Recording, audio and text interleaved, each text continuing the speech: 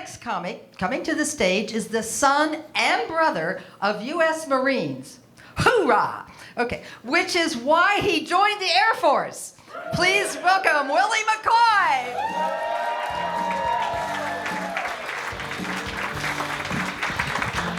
Woo! How's everybody doing tonight? All right.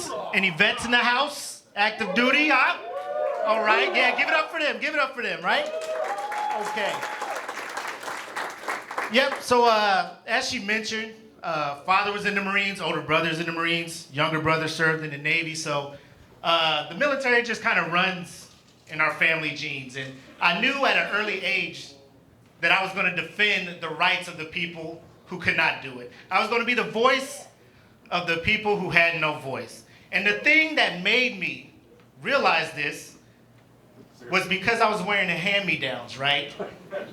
And this was back in the 80s, so you already know the fashion in the 80s was trash, right? So now just imagine you're wearing 80s fashion 2 years out of fashion. It's this weird thing, right? So for me, where I drew the line was I had to wear my brother's old corduroys back in '89. And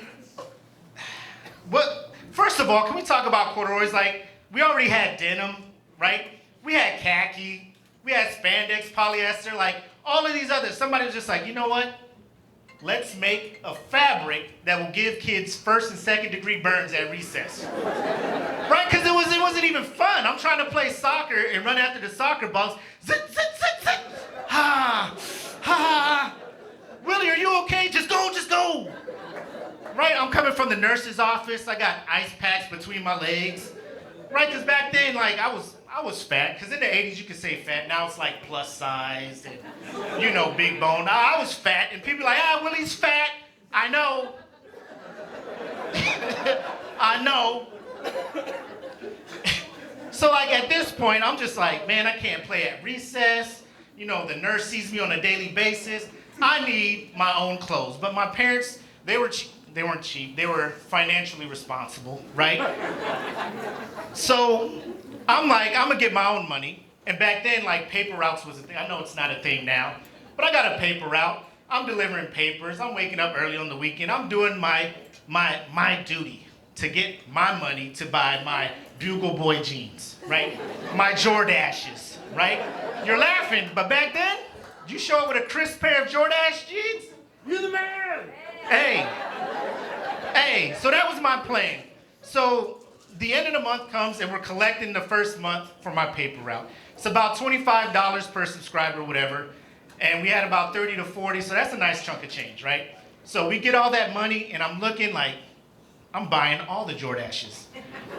So the newspaper company's like, that's a cute idea, but we're your supplier and give us our buy cut, right? So at the end of the day, that's still about $150. To me, as a 9-year-old, I'm like, this is what I want. All right, Mom, ready for my money. I'm not giving you all of this money. Why not? Tell you what, I'll give you some, and I'll keep the rest. You know, we'll save it. And we all know what that means. I'm not seeing this extra money. What I single-handedly did was add to the family income, tax-free, because they're not claiming that on no W-2. So they're just coming up on my work. And at the end of the day, she gives me the $20, which, here's the catch. I'm getting $5 a week for my allowance, which is $20 a month. So now I'm doing extra work, not getting my allowance of 20, but getting 20 from the paper route. So I gained nothing from this. So this struck a nerve with me. I'm sitting there thinking, I'm in my room that I'm sharing with my little brother, like, yo, this ain't even right. I did this work, right? You did do this work. I deserve this money, right? You damn well deserve that money. I think I'm gonna steal this money. No, I'm gonna steal this money. Okay. So that was the plan. So all weekend, I'm following my mom around trying to find where she's hiding my stash, right? I figure out she's hiding it in the desk drawer in this zip-up pencil pouch, right? So I'm like, cool. I'm gonna wake up Monday. I'm gonna leave for the bus stop early. I'm gonna sneak in there, get this before she wakes up and come downstairs. Perfect crime, right? So all night, Sunday night, I'm just laying in bed like, oh, am I gonna do this? Yeah, I'm gonna do it. I'm gonna do it. I can't wear these corduroys no more. I gotta do it. Right?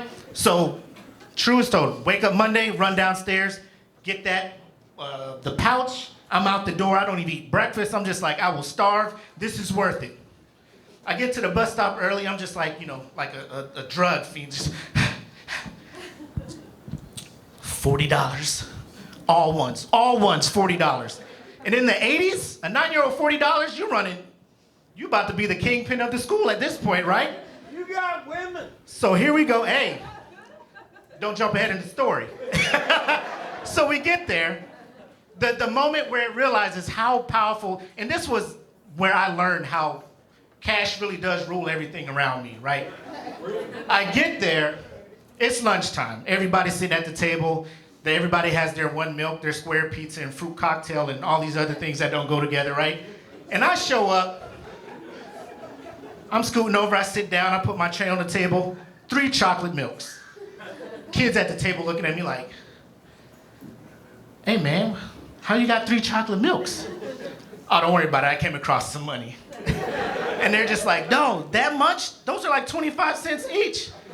So I reach in my corduroy pocket real quick, and I have a couple of quarters left from the $1 I spent. I was like, here, go get you one. Bing! Slow motion, right? Kids are like, it hits the ground, click, and like, it was at that point, it snapped, like, I can run this school right now. Because that quarter hit the ground, kids from other tables, where's that? What was it, did you hear that? That was a 1985 quarter, I could tell by it. Like, kids were all about it, and I was just like, if that was a quarter, I got like $39 more. Like, this is about to be a week. This is about to be a week. So, of course, all throughout the week, kids were just like, hey, can I help you with this? Hey, I can do your homework on the bus. Hey, at the bus stop, I'm just like, cool, chill. How much are you charging? Because he said he was going to do it for 50 cents. You talking about $1? Because I'm going to write it in cursive. Ooh, that is worth the extra 50 cents. What do you got? I'm sitting there charging people. Recess, I never ran again. You know what I did? Dodgeball. Never dodged. Because I paid the people not to hit me. So I'm sitting here, other kids, ow, and I'm sitting there like, ooh, shit. Ooh, hey, I put a bounty on you, dog, so you might want to move, bro. I was the Pablo Escobar of James B. Raleigh Elementary School. So that full week goes by, right? Friday comes, and my teacher, who is an adult, obviously, sees that I'm spending a lot of money.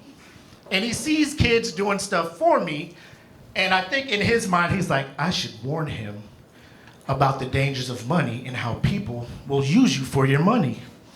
So at this time, we're learning about bears or whatever.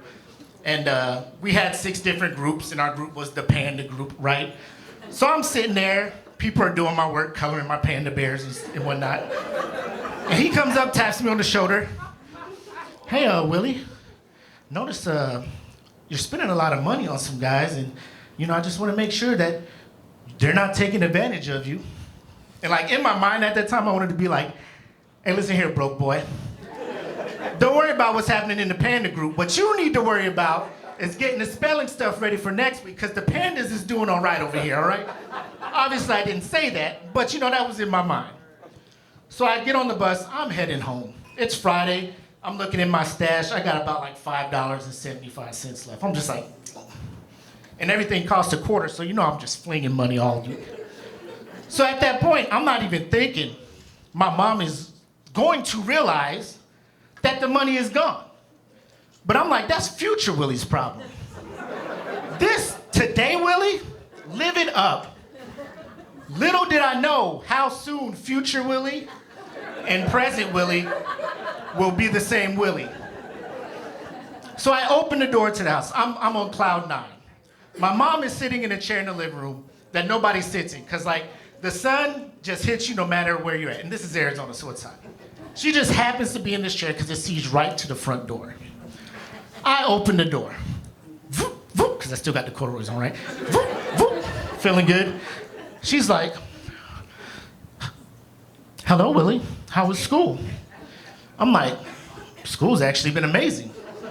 This whole week was out of this world. Like, I think I love school, right? She was like, yeah, I heard you were doing real well. Everybody in the class seems to like you and stuff. Your teacher called me and told me how popular you've been this week. And I'm just like, that's odd, you know. Cool. She's like, since you're doing such a great job, I'm gonna give you a reward. I'm thinking like, yo, this is dope. Like I'm running the school and I'm getting a reward. Lay it on me. I'm gonna give you some of your money from your paper route. Huh?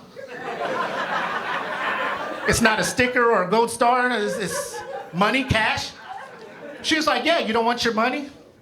Nah, you said you're saving it for a good reason. I don't want to, you and Dad got plans that I can't understand, so. Willie, is there money in this desk? Is that where you were keeping the money? I thought you would have put it in a bank or a safe, Is there money in here, Willie? And at that moment, I just hear in my head, choose your destiny. Who the hell is... Willie, is there money in this drawer? So now choose your destiny. Do you tell the truth and take your punishment, or do you lie and try to get a... Of course I lie. I'm not. If that's where you put it, I guess that's where the money's at. Is there money in the drawer?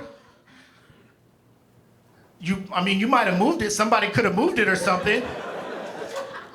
Is there money in this drawer? And I'm about to lie again. Then she starts moving the drawer. No, there's no money in the drawer, Mom. I'm sorry. She looks at me. But then at that moment, it's the fight or flight. I'm like, I earned that money. This is me talking to myself. I earned that money. But it's mine. So I took it. It's mine, so I took it. Oh, we got some bass in our voice now? I just really wanted the money to go get the belt, right? So as a kid, that's like psychological trauma right there. Because it's like, go choose what weapon you want to be destroyed with. And in the 80s, like, women had belts for belts. What is this? You open the closet, there's like a denim belt, like some belt made out of seashells, thick belts, thin belts. You're just like, oh, I don't know.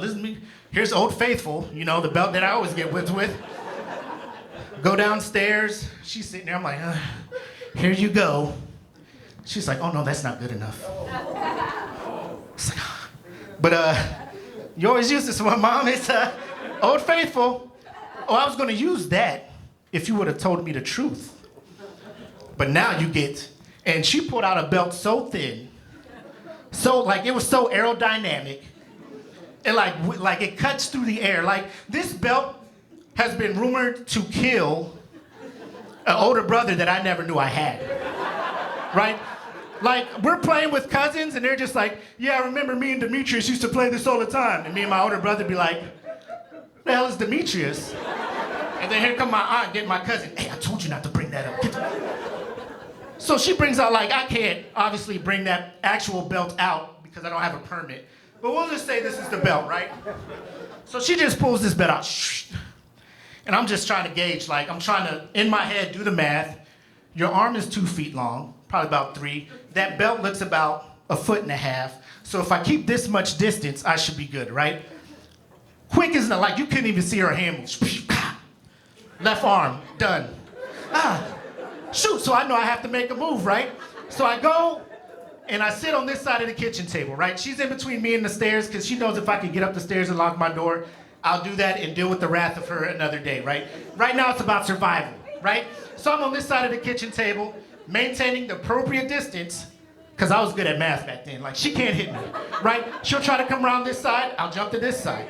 I'll jump to that side. I'm ready for the long game, right? So she just stops, right? Like she lost all enjoyment out of it. And I'm just like, did I win? She hits me with the new move. My first time seeing it. That's odd. How are you gonna spank somebody? The belt ain't even, wraps around my neck. Pulls me, get over here. I'm in mid-air. Who is this woman and what did she do to my mom? I land on the floor, pow. 50 hit combo. Da, da, da, da, da, da. Like, I get up. I'm like surviving at this point. I'm crawling to the stairs. I'm like, start jumping up the stairs. I'm skipping 2 stairs at a time. There's no way she can catch me. I'm young, I'm athletic, I'm agile. I'm making it. Next thing I know, I'm like 2 stairs from the top. All right, so here's my leg, right? Let me tell you the level of artistry my mom was with this belt. My right leg is down here, I'm bound. She wraps that thing around my leg. Yeah! Pulls me back down the stairs. Boom, boom, boom, boom, boom, boom, boom. At the bottom of the stairs. Like, as a mom, she had to have been concerned for my health. But she was in the middle of a whooping, right? So, I mean, you can't be like, oh, son, are you okay? No. Oh, well, pop, pop, pop, pop. I'm dead. I'm clinically dead. I knew I was clinically dead at this moment. So I'm laying there. The only thing to bring me back to life. You know I'm gonna have to tell your father about this when he gets home. I'm like, wait! For what? For what? So now I'm scared. I'm upstairs. I'm in the room crying from the whooping and crying from the impending doom of my father getting home.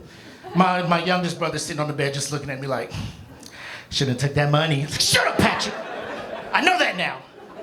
Dad drives the oldest Pontiac Grand Am known to man. He's coming through the gate on base, 2 miles from the house. I can hear him.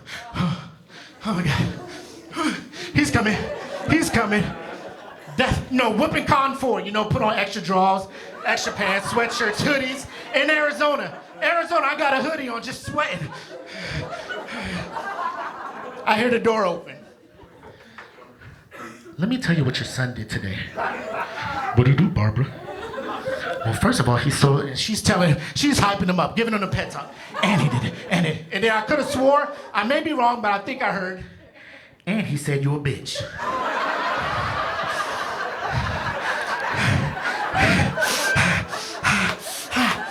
So I just immediately, the furthest corner from the door, he opens the door. Still in his uniform, so he's just straight Marine coming in here, rugged. I'm just like, he's like, son, your mom told me what you did today. And I'm just like, I know, but she already whipped me. It's double whippings, trying to plead to his common sense. He's like, I'm not gonna spank you, son. I just wanna let you know how disappointed in you I am, right? And don't cause at 9, I'll take that. Disappointed talks don't hit you till you older. 9? Bro, I should have been disappointing you the whole time. Why was I getting whoopings? So I'm like, oh, yeah, I'm sorry. Yeah, I brought dishonor on the family. What do you want? He's just like, I'll talk to you later. Just go shower up, wash this snot and stuff off your face. Because I have not washed my face since the earlier whooping. So I'm in the shower. I'm just like, only got 1 whooping on it. I don't want to do bad. Like, I'm still alive. I'm here. So I'm in mid-shower and you just 5, 4. And the video game nerd in me, I'm just like, this is the continue guy. What do I need to continue from? Like, the game over. I took it out the system. I put the cartridges up. 3, 2. I start hearing the door open. I'm in here. I'm in the shower. 1. Door opens up. My dad pulls back the shower curtain. I'm wet, naked, just, Dad, what are you doing? What are you doing with Old Faithful? Oh no! Pop, pop, pop. The most vulnerable you can be. That's all you can do at that point. You can't move, you just pass out. The whole weekend goes through. And the whole reason for me taking that stance was to not to wear the corduroys. You know what my mother and father made me wear every day for the rest of the school year? Corduroys. All right, everybody, thanks. I'm Willie McCoy.